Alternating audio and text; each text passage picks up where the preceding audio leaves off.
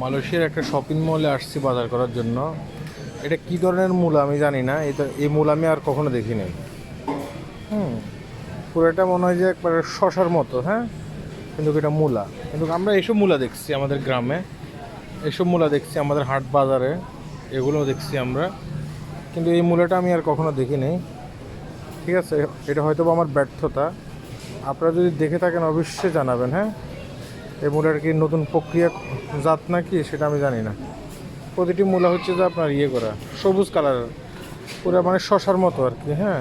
এটা আর কি, এটার মূল্য হচ্ছে যে আপনার 60 টাকা 99 পয়সা। হুম, এটার দামও একটু বেশি, কিন্তু এটার দামটা আবার যেটা আমাদের গ্রাম অঞ্চলে সাদা মূলা, এটার দামটা হচ্ছে যে 3 টাকা 99 পয়সা, হ্যাঁ, 99 পয়সা আর কি। এটা আর কি।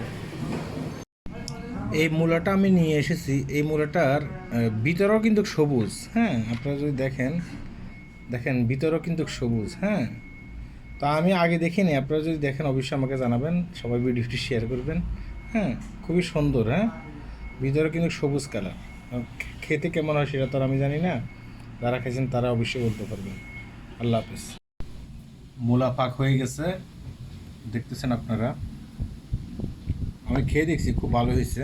হুম, এই যে মূলাটা, সবুজ মূলাটা এখন একটু এদিকে সাদা রয়ে গেছে, কিন্তু এটা সাদা সাদাই থাকে। আমি অনেকক্ষণ জাল দিছি কিন্তু কাজ হয়নি। এই যে রুটি, রুটি দিয়ে খেয়ে ফেলবো। আল্লাহ হাফেজ।